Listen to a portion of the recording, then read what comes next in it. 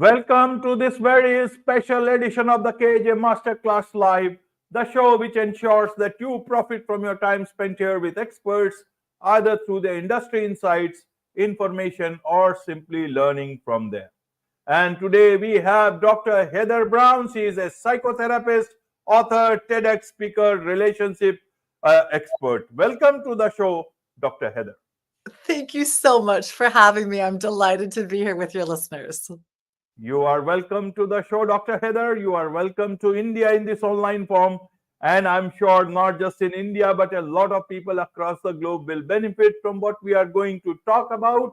We'll be talking about the power of communication with you. So, Dr. Heather, first to understand what is this power of communication. Communication is a very old word. People know about it, but we still talk about, lack of communication, communication breakdown, communication, not the right kind of communication. But to understand from you, where does this power of communication lies? Is it in our words? Is it in our actions before or after? Is it in our gestures? Help us understand, where does this power of communication lies?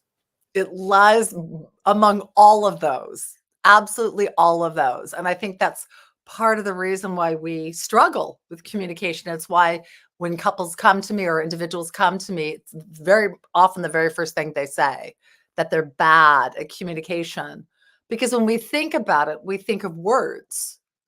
And words are simply an attempt to describe a feeling or a thought, but they're completely subjective. And so when we're using our words primarily to try to convey something, it falls short. It's important to realize the power of the intention, your desire, your passion, your personal relationship with yourself, with the person you're speaking with, eye contact, absolutely body gesture. There's so much more. Words are really only about 7% of communication. Yet in our world with texting and emailing, we make it be close to 100%. Right, Dr. Heather. So, in relationships, when they say, where has all the love gone, should we interpret it as, where has all the communication gone? Oh, I think a little bit of both, because love can be communicated. Absolutely. But you also, you would have to be at the place, because if you say communication, people are not normally thinking about the energy going between people or a passion going between people. They're normally thinking mostly about words. But you can communicate love in so many ways beyond words. And I think we want to feel it in so many ways beyond words. It's one thing if I say, I love you, but if you don't have any feeling with that, it's just not going to mean much. So it's the passion, the power behind the words. It's your feeling, it's your heart, it's your belief system, it's your spirit, it's your soul. That's what we're trying to convey in language, if we're willing. And a lot of people are scared too. And so they fall back on relying on the words and think the word itself will pass the message. And it doesn't very well. Right, Dr. Heather. Let's talk about relationships and communication a bit more in detail, both in the personal front as well as the workplaces. Mm-hmm. In personal front, a lot of times when there was love, when there was a lot of compatibility, why is it then the communication suddenly vanishes? Are there specific reasons for that? Beyond the daily, both are correct in their own way, both are right in there, both the love is very much there, but the communication is not there, and then it leads to a lot of problems in relationships. Even in workplaces, both the sides have good intentions, but somewhere it all gets lost in translation, or there is a breakdown in communication. Why does this happen? What happens with the communication part, that it all becomes so dry? I want to understand from both that areas. Well, for me, I think it happens because the people are no longer connecting. So there's the one part of, I feel love, there's the other part that these are my words, but there's a place of connecting with the other, the drawing in, the curiosity, the wanting to come alongside, the wanting to as much as you can recognize how the other person is feeling so you can support them in what they're going through and hopefully make their life a little bit better. Communication is transferred with emotion, it's transferred with feeling, and the place of connection is vital because that's where it lands for us, either within our head or within our heart. And so part of the challenge in couples is we start to rely just on the words, or because we've said I love you once, we think you should know it forever, and we don't respect, in my opinion, or honor that every single day you're in a relationship is an opportunity to share how much that person means to you. Share you're so grateful that you have this opportunity to walk with them. We start to take people for granted, because you've been here for a while, that's nice. Instead of really honoring someone, cherishing someone. I'm a widow, but something that my husband and I would do is every single day I would say, is there any place that I have missed you? Is there any place that I haven't come through for you? And then he would share, and then I would share. And then I also would say, where did you feel the most loved or the most cared for by me? And if there wasn't a place, I'd say, what can I do right now to help that happen? Every single day, I thanked my husband for choosing me because it's a choice. And so we fall out of love because we think the other person no longer loves us. So, sometimes that might be true. Sometimes we're just not connecting well. And then we feel that pullback or that lack of excitement. And we think, oh, you don't love me that much anymore. So then I pull back to protect myself. You feel me pulling back and you think, oh my goodness, something's wrong. You don't love me that much anymore. And you pull back. And so we just keep pulling further and further and further and further back. And there's that divide that happens where you're just roommates, but you're not really caring about the other or knowing how they're doing. It just becomes Right. very shallow. Right, Dr. Heather. So you talk about falling out of love because Mhm. there is this lack of, communication or so many other reasons along with that. What happens when people fall in love? That time they have hardly met. They call love at first sight. Not much of connection, or there is enough connection. I want to understand when people can fall in love with little bit of connection, then why do they fall out of love in spite of sharing all those great moments, great love, a lot of communication? Is that not enough, so that it all comes down to again back to good times? Why that communication gap leading to strained relationships? Well, I think it is obviously the connection aspect. A lot of it has to do with how much you want the relationship. It's a choice. It's a choice. There's that place of, am I intentionally going to care for you? Am I intentionally going to spend time with you? Are we going to nurture this relationship we have? Falling in love is amazing and wonderful, but it's it's somewhat distorted because it's the viewpoint of all I want is you and you're all that I need, and I can lose the house, I can lose the car, nothing's important but you. It's not grounded in reality. It's very much fantasy, which helps our endorphins go, which draws us closer to fantasizing about the person, but it's not really based on reality. And a lot of it is chemistry and passion and lust. And that can be a lovely component of a relationship. But I think most of us have probably had somebody in our lives that we just were smitten beyond smitten with them in chemistry. But deep down, there really wasn't that much commonality. And how we lived our lives wasn't that similar. The way we thought wasn't that similar. I can have a lot of fun with you, and that's great.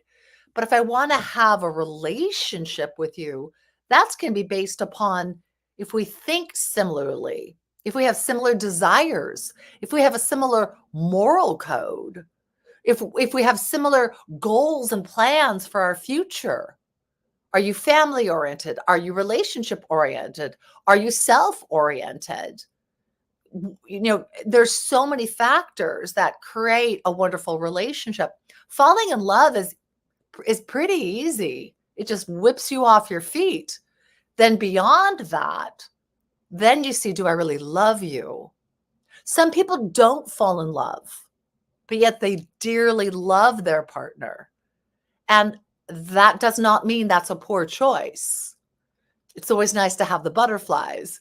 But a lot of people decide to get married or commit or move in because they're in love, but they can't really love the partner well. And then lots of challenges start to erupt because all of a sudden I don't see you as being perfect. You actually irritate me or bother me, or I don't like how you are. And so it takes a while to find out, is this a person you really can walk alongside? Is it healthy for both of you to walk alongside? And then in that, what are you doing every single day to make certain that your relationship is staying solid? People will say, you know, when their kids have gone off to college, I woke up one day and I didn't know the person sleeping next to me. No, there were a whole lot of nights you went to sleep not talking to that person to get to that point. And so there's the question of, am I really engaging in you? Am I really your most important person in the world? We've got to take care of our children, of course, very differently. But if our partner is not vital to us, then the relationship isn't going to be virile and exciting. It's going to become kind of mundane. And when a relationship becomes mundane, you tend to want excitement elsewhere, and you tend to look for excitement elsewhere. And once again, then you fall away from what this could be. A relationship is only going to be as successful as what you put into it and what you cultivate with your partner in it. And so if you want to have an amazing relationship and your partner wants to have an amazing relationship, the key is just every single day to make certain that there's a moment or two where you feel really close, really grateful, really appreciative. Hopefully you're holding each other and comforting each other. But we get really lazy. I'll do it next week. I'll tell you tomorrow. It's sad. It's sad because communication is a love letter if we choose for it to be, or a battle. Depends. It's up to us which we choose. Absolutely. Absolutely. Communication is a love letter. But then how do we read out or write a love letter when you are in a workplace? Do we need to go and tell the boss, I love you so much. I really love this company so much. How do I make sure that I communicate well in the workplace? How does that happen? How can I do that? I would use probably a little bit of different words than like love to your boss, unless that's appropriate. Right. But I would say, I'm really honored to be here. I'm very excited about the future that we have here. I want to make certain that I am coming through in the very best way for you. How can I be an excellent employee for you? How can I be an asset to the company? What is it that I can do to grow through the ranks to be even more important here? Is there anything about my behavior, my demeanor, my work ethic that you think is keeping me from being your top employee because that's what my desire is? Once again, it's the connection and it's the compassion. This job is important to me. I really want to honor and respect you. I am open to hearing what it is that I can do better or differently or learn from, because I am committed to you. Very similar to a marriage, very similar to a relationship. But instead of, I want to touch your heart, now it turns into, I want to be the most effective, efficient, brilliant, for you to help your team or to bring in money to the company so the company is more successful. When we realize that our commitment to something, our compassion toward a mutual goal, that's the key to relationship. Whether it's to your fitness partner, and so you're going to follow the diet, you're going to do the exercise, you're going to drink your water, you're going to get your sleep, you're going to take your vitamins. There you go. Your boss, doing the best job you can, growing as much as you can, thinking ahead for what's going on in the company to see how you can offer something beyond. To your child, taking that time to say, how are you doing? How are you feeling? Is there anything that you need from me? Have I come through for you today? And the same thing for your partner. Right, right, Dr. Heather. So a lot of times it becomes difficult to, self-reflect, look at yourself. So how do I know if I have a communication problem myself? Every time we look at the other person, how do I know if I have a problem with my communication? Well, so you ask a brilliant question because it is different with every single person because it depends how that person receives you. And it depends how that person receives you in that moment. And so I would just straight up ask, how are you feeling with me? Is there anything that I've said that doesn't sit with you well? Is there anything that we haven't talked about that you would like to talk about? Is there anything more that you desire from me? Are you content with where we are? Where do we want to go from here? The question, because the reality is, I can think that you think I'm brilliant, and I can be incredibly proud of myself. If you don't think that's the case, then I have not come through for you in the way that I want to. So when my kids were younger, everyone said to me, "You're such an amazing mom. You're such an amazing mom." And I'd say thank you. And I was a good mom. But the reason I knew I was a good mom is I asked my children, do you feel loved by me? Do you feel supported by me? Do you feel that you can trust me? Do you feel you can come to me? Am I closing you off to any part of you with how I'm engaging? How can I love you more? So when you ask those questions, then your communication is wonderful. I would like to have great communication skills with you.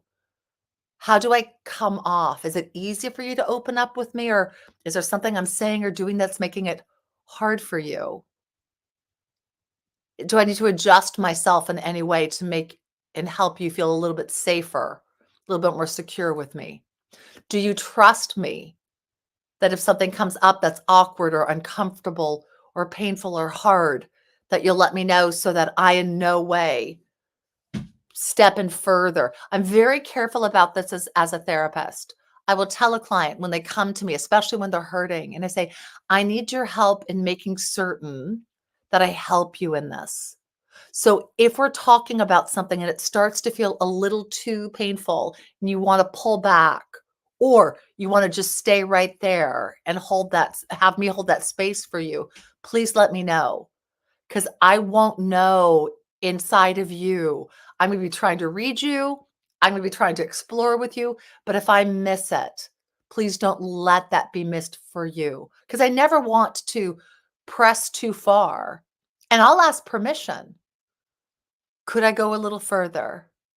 Or do we need to stay here? No, I think you can go a little further. Okay, I'd like to ask you a little bit more about what happened when you were 3. I don't want to talk about this anymore.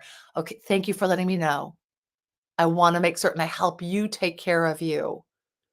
What can I do right now to kind of calm this down with you? So the person guides you because it's what they desire, it's what they need for it to work for them, and then vice versa. And so the key to good communication is simply asking the other person, how do I communicate with you effectively? Well, and where do I not? And they will sometimes say, no, it's not you, it's me. And I'd say, okay, thank you for letting me know that. How could I help you feel safer? How could I help you feel more secure? How could I help you know that I just want to be here to support you and not hurt you? I had a client that told me that she had had sex with her past 3 therapists, which of course is completely illegal. And so I gave her the book that therapy does not include sex, which is a requirement in psychotherapy in California. And I told her, I don't know why that happened, especially with every single therapist, which I found alarming. And I told her, I never want that to happen, and it won't happen with me. And so there will be no physical contact, none, because I need to make certain you do not feel violated. And there was one time where she said, I'd like to ask you for a hug. And I told her, I really think it's probably not best because the lines have been blurred. And so what we're going to do is we're going to sit in our own chairs and I'm going to send a hug out to you and you're going to receive it, but we're not going to have physical touch. And I worked with her for years, but it was very important that she wasn't violated by me, whether it was something she somehow created, wanted with the other therapists, it was a little bit unclear. But for me, that was a place that I was very, very certain I was not in any way to go. I needed to be safe for her. So in your relationships, there's the place of asking that. I want you to feel safe with me. So let me know where it's not feeling safe. I will pull back as long as you're somebody who would. And then in that, you can help the person be able to help themselves heal. Because then you are a person who does not further victimize or wound them. We don't ever heal another person. Only the individual can do that. We absolutely can injure another person. And so when you're aware of that possibility, when you say that is something I will not do, but let's be careful here because I want to make certain that this is helpful for you, then that person can see you as being safer, listening, caring, being compassionate, and then have a new reality. Every therapist doesn't have sex with me. Every therapist doesn't touch me. Every therapist doesn't violate me. You as a partner do listen. You do come through. So those old beliefs of I won't be listened to, I'm just here to be a sexual, prey to someone else, I'm not valuable, no one is honest, whatever kind of lie that you've gone through as a global lie can be changed because now you are someone who's helped them had a different experience. And then to me, that's the beauty of relationship. I can take that space and help you heal yourself and receive love in that place where you've never received love, where it's never been safe. It's important to realize the sacredness of that because the injury is very, very palpable if you're not careful. And so caring enough for somebody else's experience becomes paramount. You can love someone tremendously, and very sweetly and gently, simply by your desire of doing so. And if they're not able to receive it, that's absolutely fine. It's not as enjoyable, but it's fine because it is still given. I think every single problem in the world would be a little bit less painful and hard with more love. Every challenge in the world. It's not going to feed someone who's starving, but they're going to still feel more embraced in that place of hunger. Doesn't take away what has happened to them, but it gives them a moment where they feel comforted and supported. So when someone's angry, when someone's fearful, when someone's judgmental, it just means that they don't feel enough love for themselves. They don't feel enough love for you. And if you're willing, you can just extend love. As long as that person isn't injuring you, you can just extend love and realize they're just scared. They're just hurting. And I know what that feels like. And so I'm just going to send love to them. And I hope that they see that I really just have good intentions for them. Right, right, Dr. Heather. You talk about the lie that destroys relationships. What is that lie, so that people can learn about it? Well, we all have lived through whatever our experience has been. And I think our parents, for the most part, do the very best that they can with who they are and what they've known. We've all been hurt. We've all been raised by people who are on the journey of trying to figure themselves out. And so depending upon what they've been through and who they are, that depends how successful they are with it. We all have beliefs about ourselves that are limiting and that are negative and that are hurtful. I'm not lovable. I'm stupid. I'm not valuable. I'm not worthy. No one cares about me. I'm going to always be used and mistreated. We've got some sort of belief system. I'm not good enough. And it doesn't necessarily mean that anybody has ever said it to us, but we have felt that way. And the longer we feel that way, and the deeper we feel that way, we hold on to it. So mine was, I'm not good enough. So I'd walk into any situation with that fear. And so I would not be giving all of me. I'd be scared you were going to think I wasn't good enough. So I'd pull back and I'd be a little bit more meek, a little bit more people pleaser. And from that, I wouldn't feel genuine.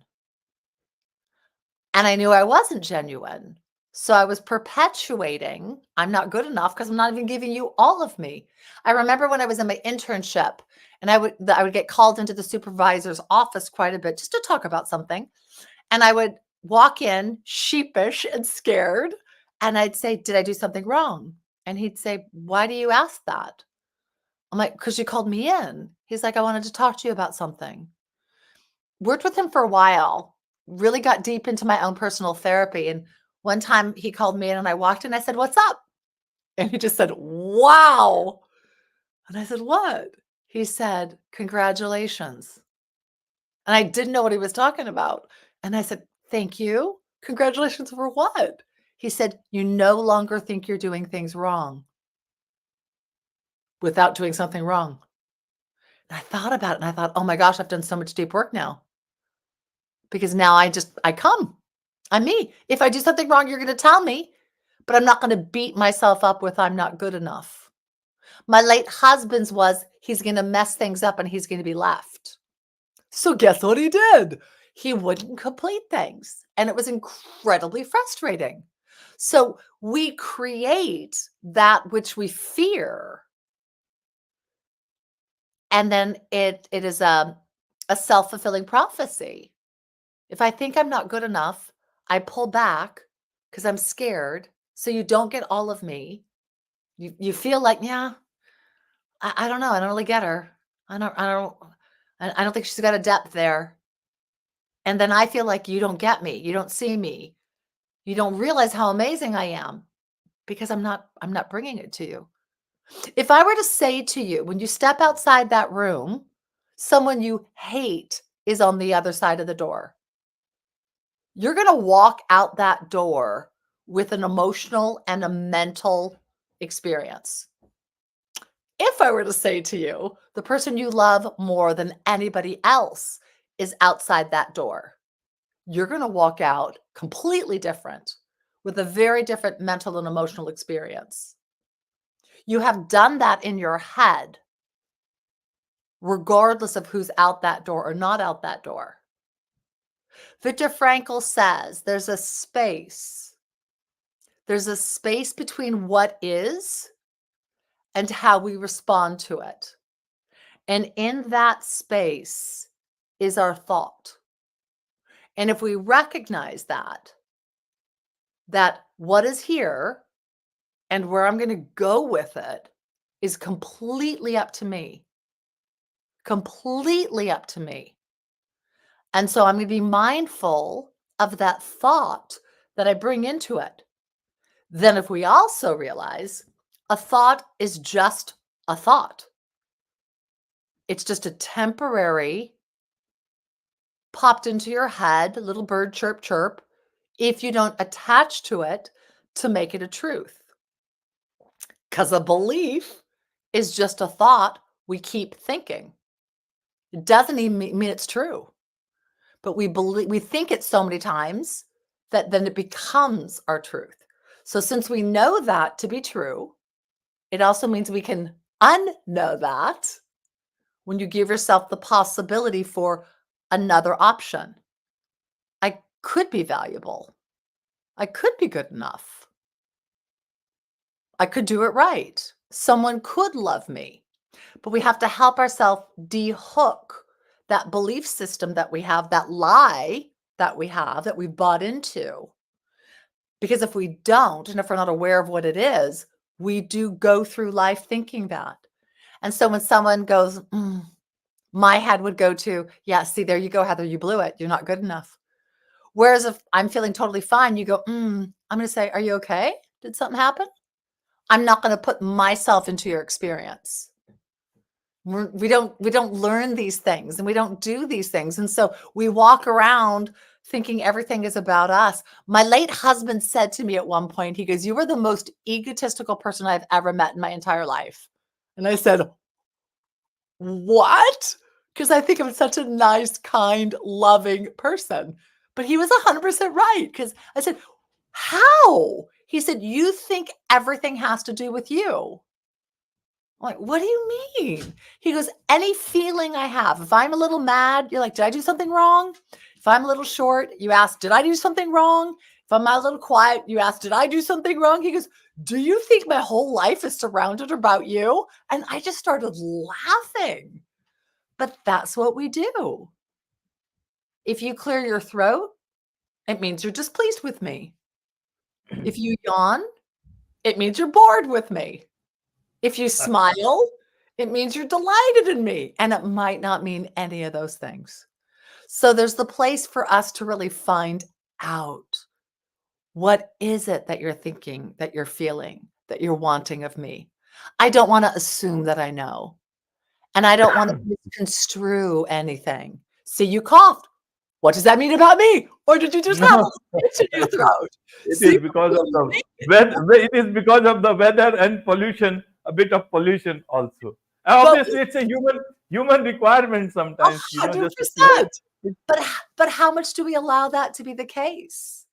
And so if we know we have this tendency, if we know I've got the belief that I'm not good enough, then I take care of myself in that. And before I go into a group, I build myself up. And I also say, they might not like you. They might not think you're amazing. Could happen, might happen. And if it does, okay, you don't go back to that group again. I can only bring the best of me. Yeah. That's all I can do. And all I can do is work on myself and try to offer the world, the best rendition of Heather that I can be at this time. And I also need to realize that I'm a work in progress and I've got a lot of time ahead of me to keep working on it. But not everyone's going to like you. And thank God they don't. It'd be a problem if 8 billion people in the world all wanted your time. You'd be in trouble. So there's so many people in this world because we desire different things. We want different things and we want to learn and grow and expand. And so someone who's very different from you can actually show you a tremendous amount. We tend to only want to be around people who think exactly the way that we do. And I think that's so silly because you don't really grow. If I say, oh, yellow is beautiful, and you say, yes, it is. The beach is lovely. Yes, it is. I think this is a great book. I do too. At some point, I'm not going to be challenged with you. We actually like challenge. And if we were to look at the world differently and say, boy, you are so different from me. wow, I'm going to learn a lot. It can be such a benefit. It doesn't mean I'm going to agree with you. It doesn't mean I'm going to pick up the beliefs that you have, but I am curious how you would think that, or why that's important to you, or how that came to be, or what it feels like to walk around in your body. The more curious you are, the wiser you will be, because you'll know more and you'll realize that this is just an experience that we're all on. We're all working on ourselves. And you've only stepped into somebody's life at a particular point in their journey. It might be on their greatest day they've ever had, or it might be on one of their absolute worst. And it's really important to know that you don't know what that journey has been. If you meet somebody, let's go off of attachment style.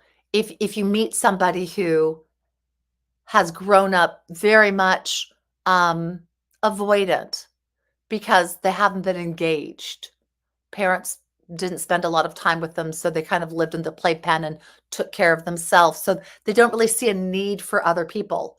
When we meet that person, we'll think, oh, they're rude, or they're dismissive, or they think they're better than me. No, they just haven't learned the beauty of a relationship. If you meet somebody who's very, very anxious, you think, oh, they don't have good self-control, they don't have good self-esteem. Well, beyond that, they've probably been raised by parents who weren't consistent. And so they didn't know how to feel secure in the world. When you start to look at people and realize they are the way they are because of what they've been through, you can have a lot more compassion for them, and a lot more compassion for yourself, and a lot more gratefulness for who you are. And then you've got the possibility to decide, do I want to help my brother and my sister? You don't have to, but there's the option to. And I know for me, I prefer living in a world where people support and help and care and guide. And so I nurture that in my relationships. And I'm very cognitive to tell people who are in my life, if I ever say, do, act in any way that you don't understand, makes you uncomfortable, feels awkward, would you please respect me enough to let me know? Because if it's something that I can alter or change that would bless you, I will. And if I can't, or if I don't choose to, I want to let you know, because then it's important for you to decide, do you choose to still be in a relationship with me? But I don't want you to be hurt by who I am, because that is not my intention ever. Those are important conversations, and most of us don't have them. Right, And I right, think Dr. that's silly, because all we have to do is ask, how am I Right, loving you? How am I caring for you? How would you like our relationship to be even beyond what it is? Those are right. beautiful questions. Right, Dr. Heather. Wonderfully explained, wonderfully explained. And there is much to learn about relationships. Everyone has to learn relationships in their own manner, and get loved or love others in the way they can. So, but and that is where your book comes in. Today is a special day for you. Your book has come in. So help us understand more about your book. Who is this book for? What can people learn from your book? So I've been a psychotherapist for 27 years, and I specialize in couples and in grief and loss. And what I found in that is I was sharing similar information again and again and again and again and again. And I started to realize we really aren't taught how to have successful, effective, compassionate communication with ourself, with our family, with our partner. And so I decided to write a book about it. So it covers what communication is and the different aspects of it. What are the important pillars in communication, in my opinion?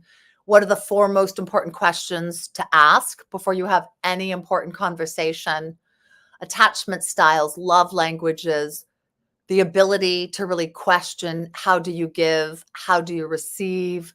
What do you do if challenge comes up in communication? How do you cultivate play and pleasure and intimacy? How do you deal with anxiety and depression and fear and rejection? How do you deal with family and money and budgets and holidays, children? And so I've covered all of those main areas of relationship. And so my book is for somebody who is either just about to step into a relationship or who is in a relationship, who would really like to learn how to express themselves in a way that is kinder, warmer, more honest, deeper, more intimate, more healing. And that's why I came up with communication as a love letter. And so what I do is I walk people through all the information, like most books, but then differently, I guide you through exercises in almost every single chapter. And instead of just saying, go do this, I'll write it up for the couple to do it or the individual to do it. And then there's more exploration that I walk you through of how do you talk about this? How do you come up with a plan of action beyond this? How do you make agreements and come to places of connection in what you're doing? And so it was picked up by Post Hill Press and it came out today. It's called Speaking with the Heart and it's available on Amazon and Barnes & Noble. You just have to type in Dr. Heather Browne with an E, and then you'll see Speaking with the Heart pop up. Or if you type in Speaking with the Heart, you do have to add Dr. Heather or Dr. Browne for it to come up today because it's so new. It's still getting acclimated into the system. But I'd love to have your readers be blessed by it. I think it's going to do a tremendous amount of good for the world. It was written with a whole lot of love. And I'd love reviews or questions or anything that your listeners have in that vein. If you go to my website, www.drheatherbrowne, DRHEATHERBROWNE, you'll find everything you need to know on me, where I work, how I work, my freebies, all my media, my newsletter, my blog, my book, my TEDx, everything is on there. Or if your listeners simply have a question they'd like to answer, feel free to reach out to me. I'd be honored. Wonderful. With this, it's a wrap on this very special edition of the KAJ Masterclass Live. Thank you so much indeed for joining us.